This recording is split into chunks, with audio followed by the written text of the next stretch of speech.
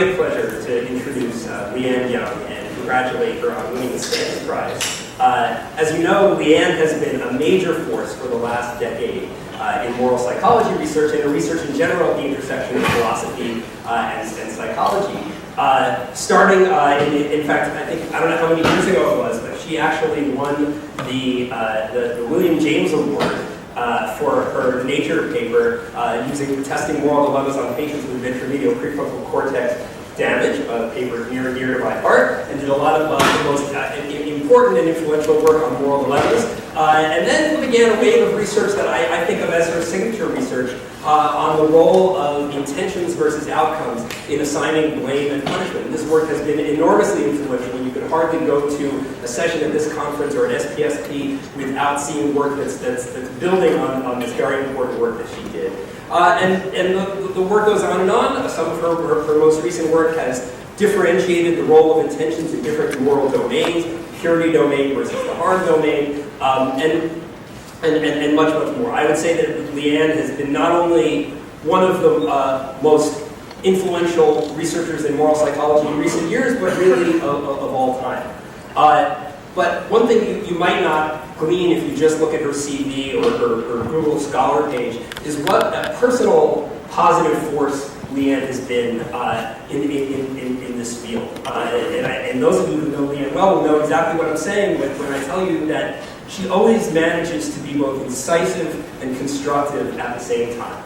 And she always has a positive attitude, and it's always, whatever she does, it always has a meaningful contribution. And I know that I've learned an enormous amount from Liane.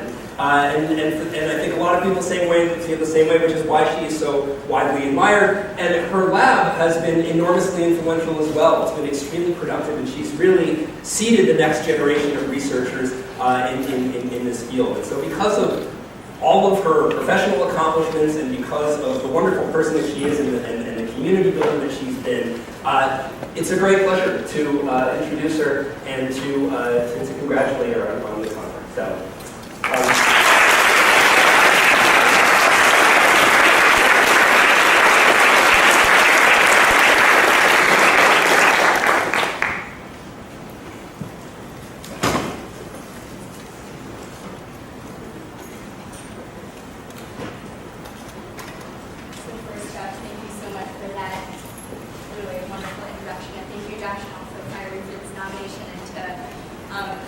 I'm just really honored to be here receiving this award.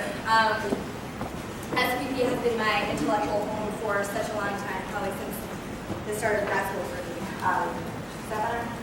Yeah. Whenever people ask me what conferences I regularly go to, SVP is really the only one that I can name, and I'm really glad for that.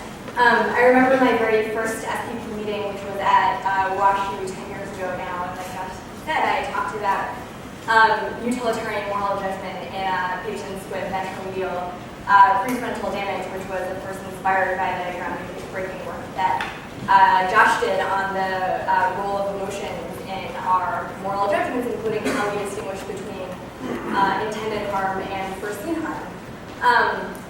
And so my very first fMRI experiment back in grad school with Faraday Cushman aimed to reveal an additional role for theory of mind, how we represent and reason about people's mental states with their beliefs and intentions. When that experiment failed, I moved on to look at how people distinguish between intentional harms and accidental harms, which is a core focus of my research today. So this title was meant to be a placeholder. As is usually the case, I had to come up with a title before I actually knew what I was talking about. And when I told my wonderful program co-chair, Jonathan Phillips, he tried to be nice, and he said, if nothing else, at least it's true. Which is, I guess, a good thing, better than the alternative. But I think morality is many things, even as reflected in the programs for this conference. Morality is judgment and behavior, it's distinct moral values, antisocial and prosocial attitudes, and so I hope to capture some of this interesting diversity today during this talk. All right, so in particular, what I want to do is take the approach of looking at the role of theory of mind for moral judgment to discover key divisions within the space of morality. And along the way, I want to show you that theory of mind supports our abilities to make distinct moral judgments, to distinguish among different moral beliefs, and also to interact with different moral agents, both friend and foe. So in particular, the questions that I want to answer are these. First, how do people engage in theory of mind for moral judgment? And also, what can this tell us about distinct moral domains? Second, how do people process moral beliefs as opposed to beliefs about facts or preferences or opinions? And does this information about moral beliefs inform our social preferences for people who share our moral beliefs? And then finally, how do people engage in theory of mind for social interaction? And is theory of mind deployed differently across two fundamental social contexts, cooperation and competition? So much of the work that we've done in our lab has relied on extensive prior work that's been focused on characterizing the neural mechanisms for theory of mind, not just for moral judgment, but more generally. And this prior work has revealed a set of brain regions for theory of mind, including the dorsal and ventral medial prefrontal cortex, the left and right temporal junction, and precuneus. And so our studies typically use a functional localizer task to isolate these regions in individual subjects,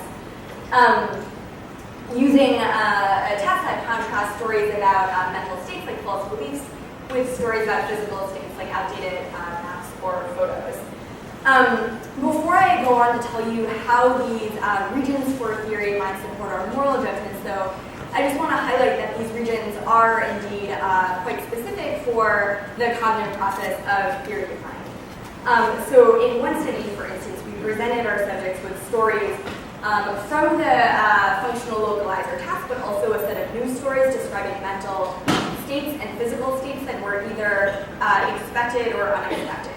And what we see here is overlap between the contrast in the localizer task, belief versus photo, and this mental versus physical contrast in these regions for theory of mind. So again, the right and left temporal junction, the precuneus and DMPFC. At a much more lenient threshold, we also see overlap between the localizer contrast, belief versus photo, and the unexpected versus expected contrast in the precuneus and in a region near the RTPJ that doesn't overlap with the region of the RTPJ that is recruited for the mental versus physical contrast. So this is initial evidence suggesting that these regions for theory of mind are specific to this cognitive process as opposed to attention to any kind of salient information like unexpected events. So in this study, we presented information that was expected or unexpected based on participants' own world knowledge. For instance, knowledge about whether houseplants would spontaneously burst into flames if watered regularly. In a follow-up study by my graduate student, James Stanton, we presented stories about objects and agents that were either expected or unexpected, based this time on information that we explicitly provided to subjects about those objects and agents' past behaviors. And what we see here, and I'm showing you the response because one of those regions, the RTPJ, which is particularly selective, we see that the neural response is higher for agents versus objects, but also that this region responds more to agent behaviors that are unexpected versus agent behaviors that are expected. And what's more is that we find that that neural difference here corresponds to negatively to the presence of autistic-like traits as measured by the AQ across individuals. So what this suggests to us is that these regions, and in particular the RTPJ, may support the inference and integration of information about behaviors in informing a coherent model of an agent's mind. Okay, so with those data on the table, we can then go on to see how these regions respond or don't respond to maybe to moral violations. All right, so I'll show you an example of the kinds of moral violations that we've been subjecting our participants to for the last 10 or so years. So here, a character named Grace puts poison into her friend's coffee on purpose. Most of us say that this is very bad. And even if Grace mixes up the sugar and the poison, as sometimes happens, we still say this is very bad. But if we find out that she accidentally poisons her friend, again, because she mixes up the sugar and the poison, she thinks she's putting sugar into the coffee, but it turns out to be poison, this information would affect her moral judgment. So the bottom line here is that intentions and beliefs really matter for our moral judgments of agents and their actions. And after all, this is the difference between murder and manslaughter, and here we have a lot of evidence to suggest that regions for a theory of mind are recruited for processing information about intentional and accidental harms. But what I want to turn to next, actually, are possible exceptions to this rule. So the idea that mental states might actually matter quite differently for evaluating different kinds of moral violations, and how this might speak to important divisions within the space of morality. So here I'm going to present a few findings by my former student, Josh Rutman, who's at Franklin and Marshall, my postdoc, Ali Chakrath, and again, my grad student, James Stanton. And what I'll do is take as a case study the contrast between harmful actions like poisoning someone's coffee and impure actions like committing incest, eating taboo foods, or performing certain body modifications. Okay, so first what we wanted to do is just to see, do mental states matter differently for moral judgments of harmful actions versus impure actions or purity violations? So what we did was we presented our subjects with scenarios featuring harm violations and purity violations, like these here. So in the case of harm, imagine your cousin is over for dinner, either you know or you have no idea she's allergic to peanuts. You decide to add peanuts to the dish because they really bring out the flavor for you. And then in the case of purity, imagine you're at a party and you get off with someone. Either you know or you have no idea you're actually a long-lost sibling. At the end of the night, you decide to sleep together using 2 forms of birth control to be safe. Okay, so what we see here after dishes is a very large difference in moral judgments for intentional and accidental harms. Intentional harms are, of course, judged to be more wrong than accidental harms. But we see a much smaller difference between intentional and accidental purity violations. So what we see here in particular is that intentional violations seem to be judged similarly wrong across domains, but accidental purity violations seem to be judged worse than accidental harms. And we see the same basic pattern across a number of different studies using different samples. I think that the most compelling evidence comes from a recent paper by Clark Barrett and colleagues looking at these kinds of patterns cross-culturally. So even though there's interesting variation in the extent to which intent matters across these societies, we see that same pattern, that same domain by intent interaction here. So what we see here is that intent still matters more in the case of harm violations like poisoning and theft and physical harm, as compared to purity violations, and here we use various forms of food taboos. And what's more, we also see the same pattern in 9 out of 10 of those societies that they tested. So in every society that shows some influence of intent, we see that same interaction pattern.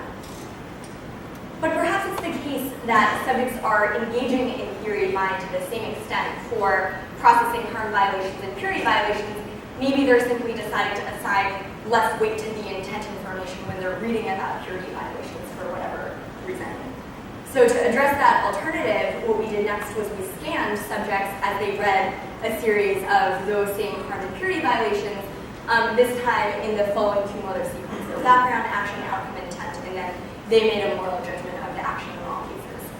So the prediction here is that we would expect to see regions for a theory of mind, like the RTPJ, recruited more when subjects are reading about harmful actions versus purity violations.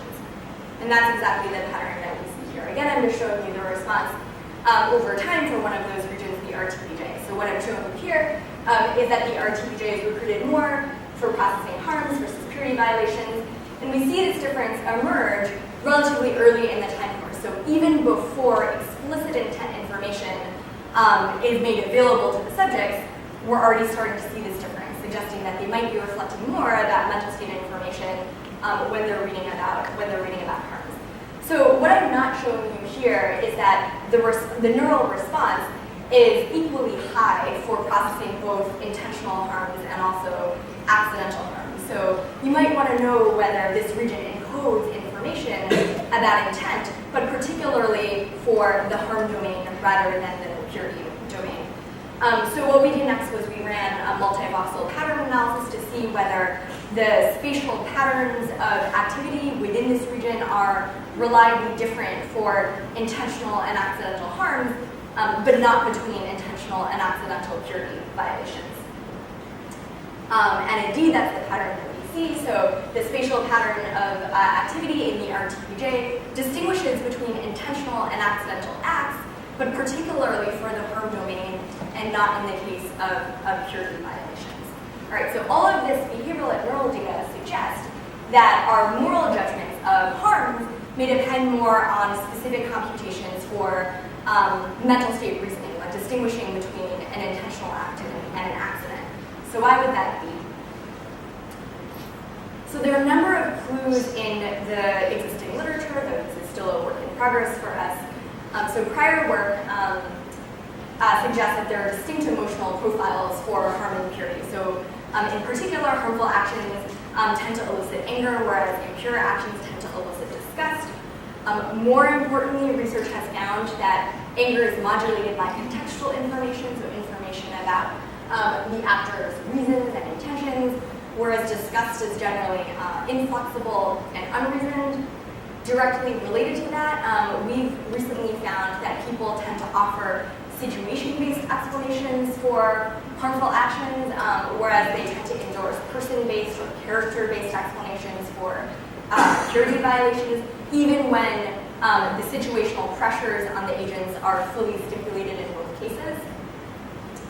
In a related line of work, we found that harmful actions and impure actions tend to be associated with distinct targets. So people tend to judge harms as worse when the target of that harm is another person, whereas people tend to judge purity violations as worse when the target of the purity violation is your own self.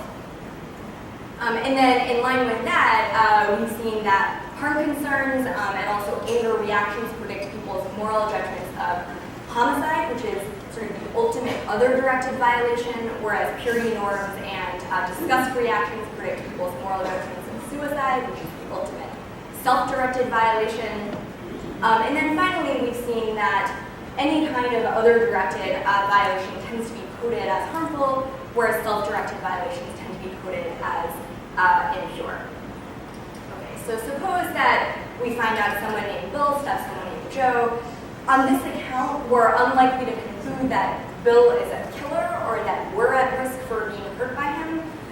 Instead, we want to know the circumstances surrounding the action. So, for instance, Bill might have had a good reason or just some reason for doing what he did. So maybe he found out that Joe just fired, maybe he found out that Joe slept with his wife, or maybe the whole thing was an accident, right? So maybe he was carving roast beef and his knife slipped. But the point is that our answers to these questions would influence our moral judgments of Bill and his behavior. But suppose instead we find out that Bill ate a dead rat for breakfast. On this account, we're unlikely to immediately consider the circumstances surrounding the action or whether it was an accident. Instead, we might conclude that he's just the kind of person who do something like this and he's not a hurt for breakfast. Right. So the account that we're proposing here is that purity violations, including self-directed actions like suicide, might be seen as fundamentally tainting the actors, whereas the theory of mind is especially important for moral judgments of interpersonal or dyadic harms, enabling us to make sense of the people around us as friend or foe. Okay. So far I've been focused on how people process factual beliefs about facts, like whether Grace believes that powder is poison, whether she knows the guy at the bar is her brother, for instance, and how information about people's factual beliefs inform our moral judgments of their subsequent behavior, like whether she gives the powder to her friend. So next what I want to do is look at how people might process moral beliefs, like the belief that murder is wrong, for instance. I want to look at how people, children, and adults might distinguish moral beliefs from, again, beliefs about facts or preferences or opinions, and again, whether that information about our moral beliefs influences how we feel about the people around us. So developmental psychologists have typically argued that part of what it means to have a moral belief, to think that something is morally right or wrong, is to think that that thing is morally right or wrong across time and space. So in this sense, moral beliefs might be seen as, or beliefs about moral things might be seen as universal or objective in some sense, much like objective facts, and not so much like subjective opinions or preferences. Meanwhile, social psychologists have tended to argue that whether we see morals as more like preferences or opinions or more like objective facts might depend on various factors like social context or the particular issue at hand. So are we talking about homicide or are we talking about abortion?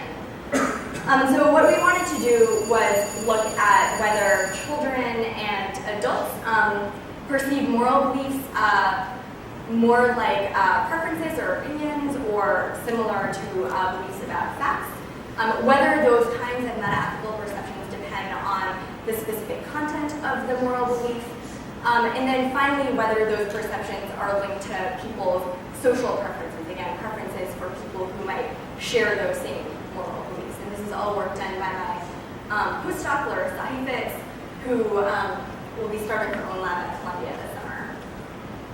Okay, so within the same paradigm here, we tested adults and also 4 to 6-year-old children. At this age, children can typically report that other people have beliefs that are different from their own. So the first thing that we did was we asked our subjects to report their own beliefs across 5 different categories. So facts, do you think that germs are smaller than houses or that houses are smaller than germs? Preferences, do you think it's more fun to play with your friends outside or inside? Morals that elicit relatively high levels of agreement across our subjects. Do you think it's better to pull someone's hair or to share with someone? Morals that elicit relatively low levels of agreement across subjects, featuring positive behaviors. So do you think it's better to clap for someone or to invite someone to a party? And then finally, morals that elicit relatively low levels of agreement across our subjects but featuring negative actions. So do you think it's worse to stomp someone's foot or to hit someone? So then what we did was we presented our subjects with 2 characters with opposing beliefs. So in one of the trials, this person thinks it's better to share with someone. This person thinks it's better to pull someone's hair. Can only one person be right, or can both of these people right? So that's our measure of sort of objectivism, whether a belief is seen as fact-like. Okay, so first what we see for adults is that adults are most likely to say that only one person can be right in the case of a factual disagreement. So maybe unsurprisingly, adults see facts as most fact-like.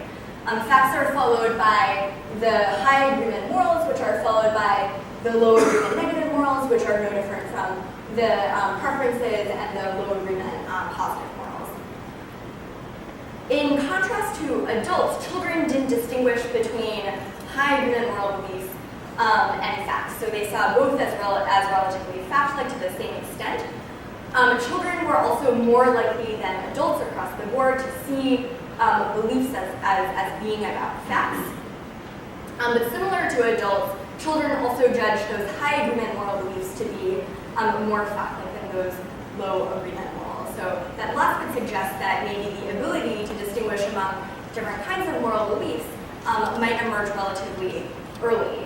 But overall, the pattern suggests that maybe the ability to fully distinguish morals from facts might require more social experience and cognitive development. So you can think that adults are better at theory of mind. They also have more experience with moral disagreement over complex issues. They might be exposed to different reasonable individuals who disagree over the same thing, and so they might come to recognize that 2 people could both be right even when they think something different. All right, so we replicated that pattern in a second study focusing only on moral beliefs. So here, once again, we see that same pattern where both adults and children think of those high agreement morals in red as more fact-like than the low agreement morals. But once again, children think of all of those morals as more fact-like compared to adults. And I'll just add here that my graduate student, Jordan Theriot, will be giving a talk on Saturday afternoon showing neural evidence based on TMS and fMRI data for the support of theory of mind in how people perceive morals as either like facts or like preferences, showing in part that maybe disrupting the capacity to consider different perspectives might lead people to see some morals as more fact-like or more objective. Okay, so in that second study, in addition to looking at whether people think of the morals as like facts, we also looked at social preferences. So do we prefer the people who share our same moral beliefs? And what we see here first is that adults and children tend to prefer those who share their high agreement moral beliefs versus their low agreement moral beliefs. But that adults in general tend to show stronger social preferences than do children based on shared moral beliefs. And that's interesting for at least two reasons. So the first is that social preferences based on moral beliefs as opposed to, say, social preferences based on other categories like race and gender might not be as susceptible to social desirability concerns. So adults, but not children, may have learned that it's unacceptable to report preferring someone of a specific race or gender, but that doesn't seem to be the case here for moral beliefs. So that doesn't apply to the moral domain. Morality seems to depart from these other social categories in that respect. The second is that social preferences based on moral beliefs might be more gradually acquired across development. Again, maybe on like social preferences based on other categories like race and gender. So one possibility is that greater experience with the people who agree and disagree with you might lead you to prefer the people who agree with you, if not the judgment that those people are objectively right. Right, so again, we see that the processes that might lead people to decide whether morals are like facts may be separate from the processes that guide people's social preferences. So we see evidence of that in both children and adults. So in children tend to think of negative morals as more fact-like, but they tend to prefer the people who share positive moral beliefs.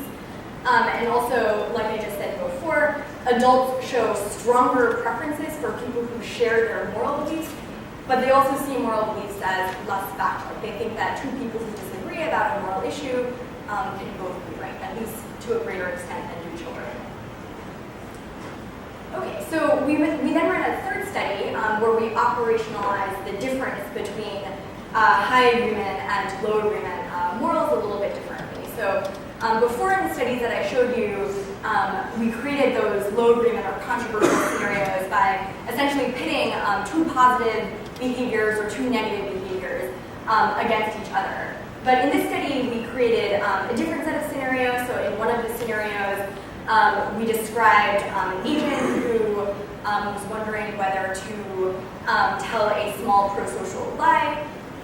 Another scenario modeled after the Heinz dilemma, so should someone help her mother get better by stealing some medicine? And then a third sort of kid-friendly neutrality scenario. So those were our controversial scenarios that were supposed to elicit relatively low levels of agreement.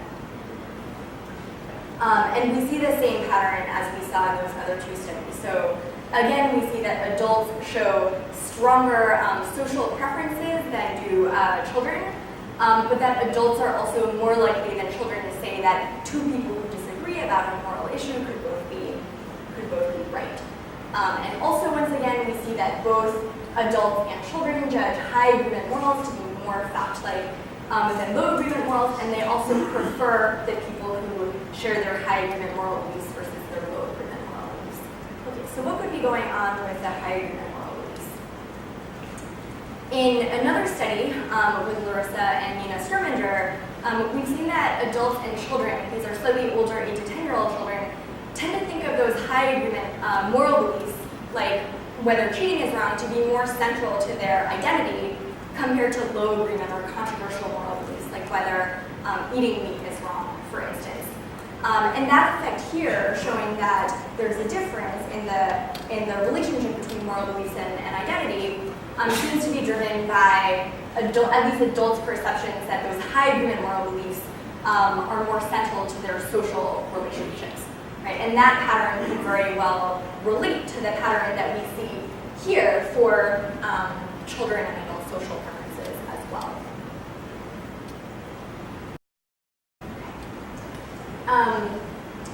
So what's interesting is that we've also found that both primate priming adults to think of morals as objective, and in fact, like, leads to prosocial behavior, and also that priming children to have a positive moral identity also leads to more prosocial behavior. So I'll just briefly tell you about one of those studies one by Arbor Tassimi, who's a graduate student at Yale. So in our study, what we did was we asked 6 to 8-year-old children to tell us about something nice that they had done in the past, something mean that they had done, a movie that they had watched recently in a control condition, and something nice that someone else did for them. And again, what we wanted to see was whether priming a positive moral identity would lead to more prosocial behavior. And I'll just give you a couple examples of what these kids told Arbor when he was there. So Gabriella, for coming in today, you get 5 stickers. So Gabriella, can you tell me about a time when you were nice to someone? When I made my sister's bed without harassing me. Okay, so Gab, Okay, so that was a kid in the nice condition, and here's the kid in the mean condition. today you get 5 stickers. So, can you tell me about a time when you were mean to someone?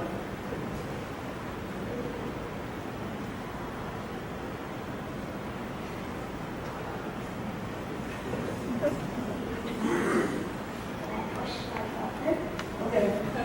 So it took him a little longer to get there, and then he sort of asked it like a question. But what we see here is that kids in the nice condition give away more of their stickers to someone with no stickers compared to the kids in those other conditions. So this suggests that there are behavioral consequences to this concept of having a moral identity that, again, might be linked to our high agreement worldviews, the beliefs that we share with others in our social community. Okay, now people don't just sit back and make moral judgments and form social preferences based on information about beliefs and intentions, right? So people interact with each other in a dynamic fashion, people give each other stickers, people try to figure each other out, who's on my team, who can I trust. So next what we wanted to do is look at how people engage in theory of mind for social interaction. And again, do we do this differently in different social motivational contexts?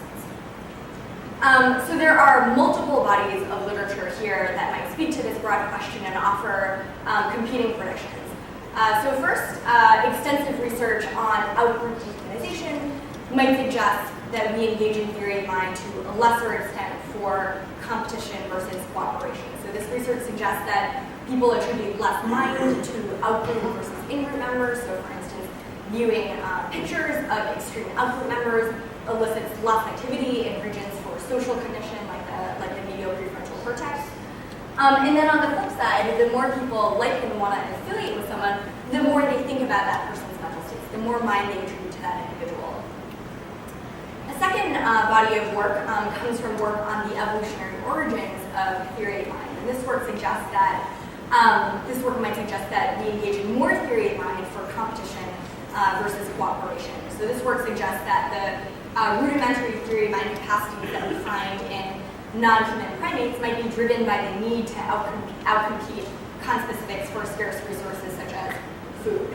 And then maybe broadly consistent with that, adult behavioral work also shows that theory of mind might be especially triggered by negative behavior in the service of understanding that behavior and predicting that behavior in the future.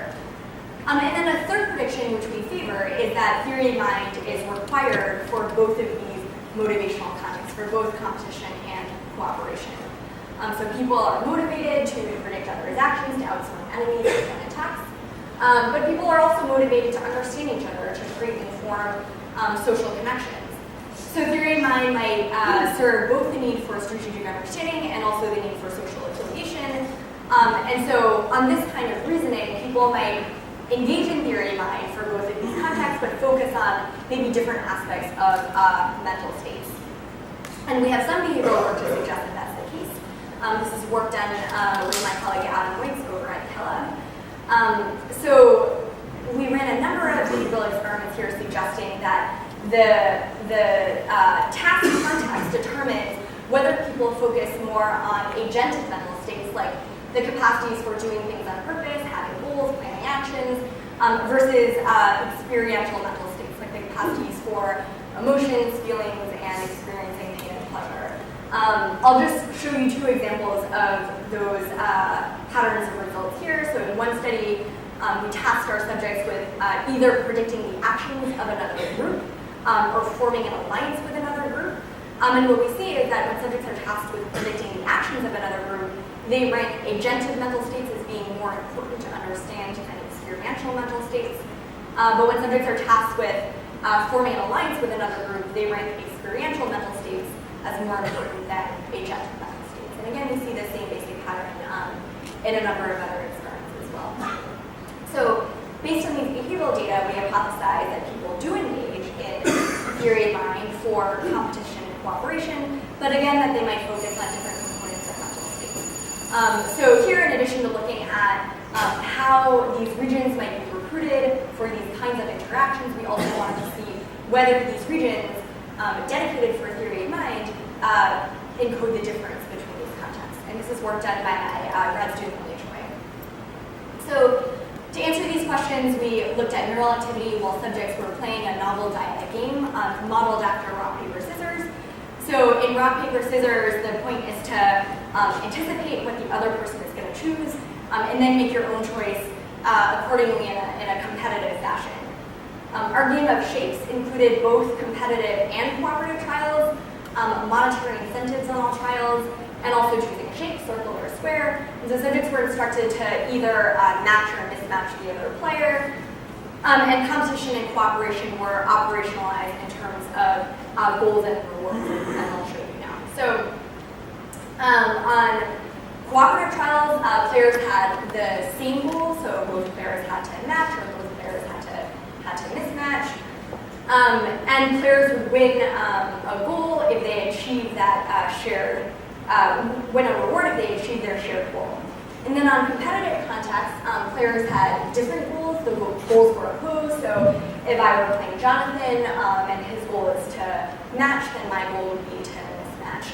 And then only one of us can win a reward on any given trial in a zero-sum fashion. Okay, so I'll just walk you through a couple example trials. So again, let's say that Jonathan and I are playing this game. So if I'm a subject, I might see that on a cooperative trial, so telling me the trial type and our goals, right? So we have to match each other. Here it looks like we succeeded in matching each other, so we both win $1 on that trial. We both chose square. On a competitive trial, I might see this, so it again tells me to compete. So here, if I'm the subject, I'll see that my goal is to mismatch and Jonathan's goal is to match. So here I chose square. I thought that Jonathan was going to choose circle. I wanted to mismatch him, so I chose square. But he also chose square, and his goal was to match, so he wins $1 on that trial, and I don't. Okay.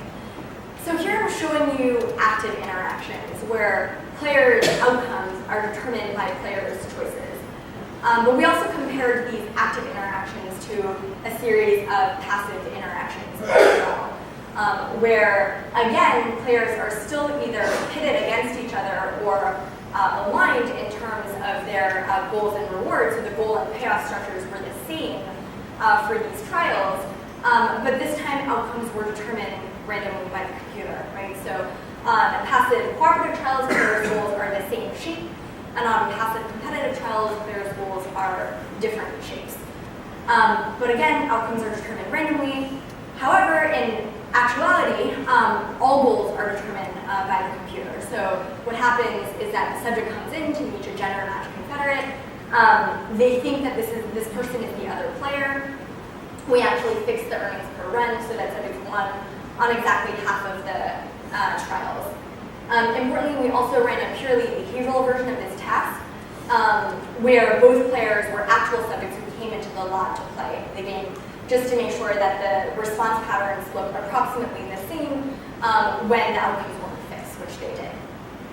All right, so first I'm going to show you sort of a sanity check, which is just that this is the overlap in the whole brain between, again, that functional localizer contrast of belief versus photo for theory of mind regions, and the active versus passive interaction contrast. So what this shows us is that theory of mind regions are recruited more for active interactions than passive interactions.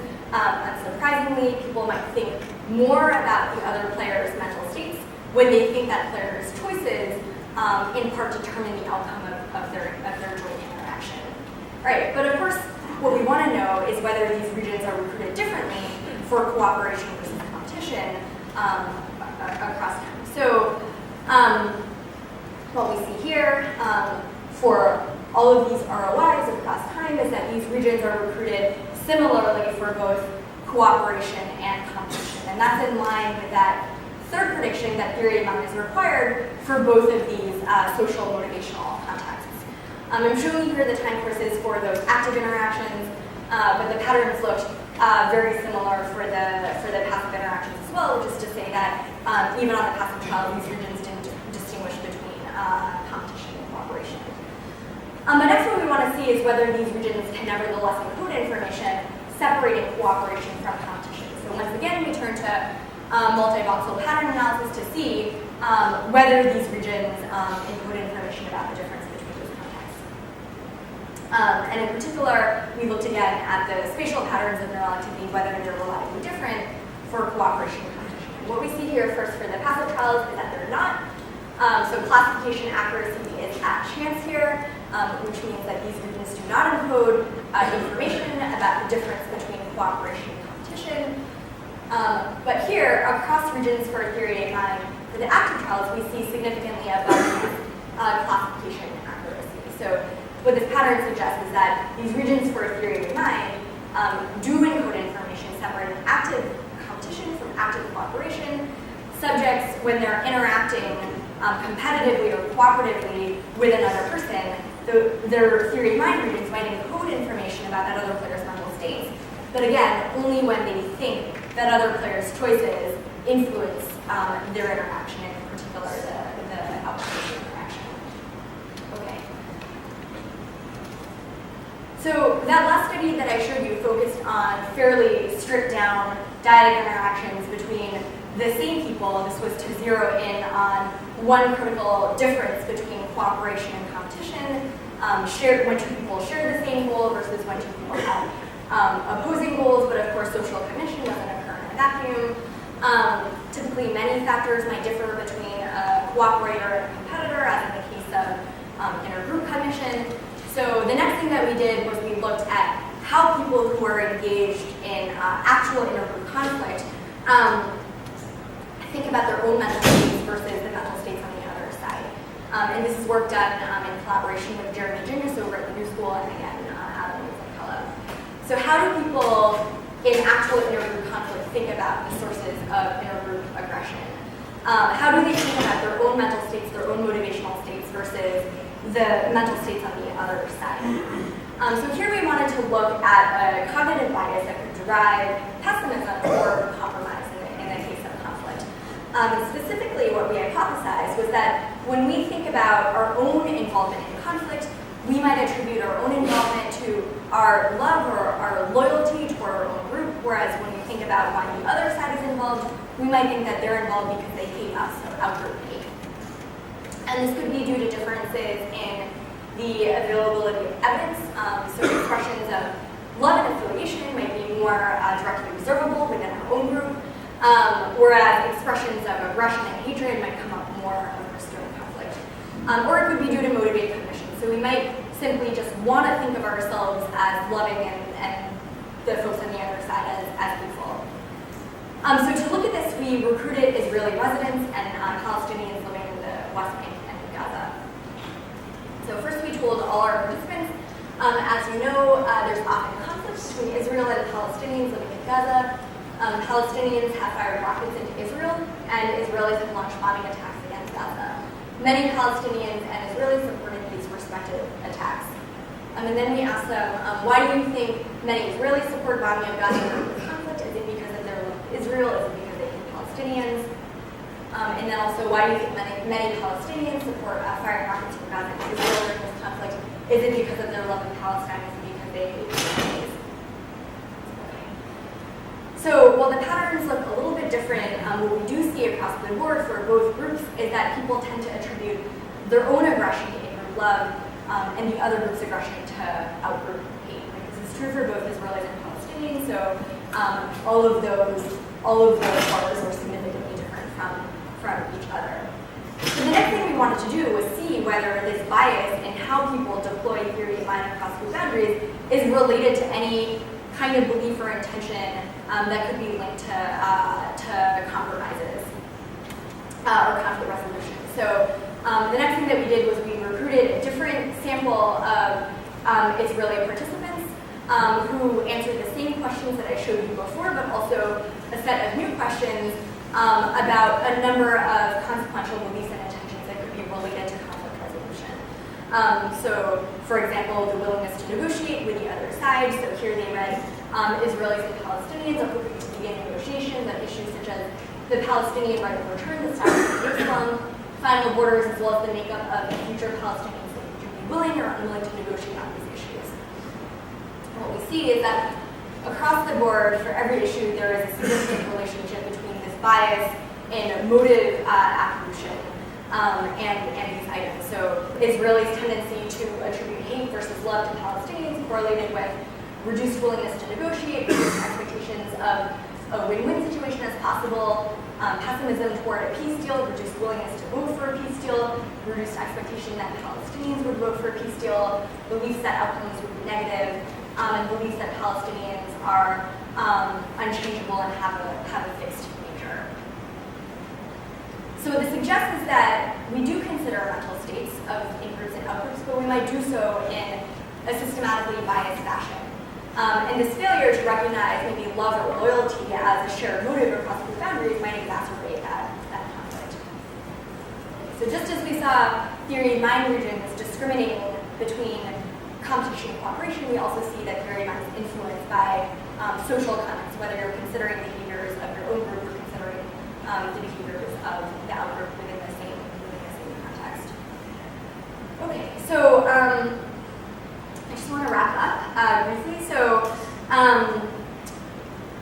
what we've seen, I hope, is evidence for distinct moral norms, harm and purity, distinct kinds of moral beliefs associated with distinct patterns of moral objectivism and also social preference, and distinct aspects of mental states for distinct social motivational contexts.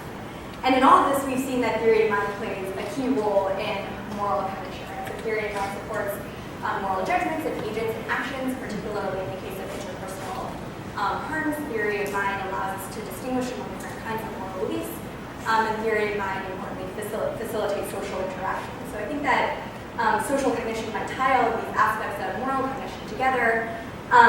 We evaluate agents in order to figure out whether to interact with them. We evaluate agents as we interact with them. And the interaction context itself determines how theory of mind gets engaged. So with that, thank you so much to all of you at SVP and also to the wonderful people in the Morality Lab at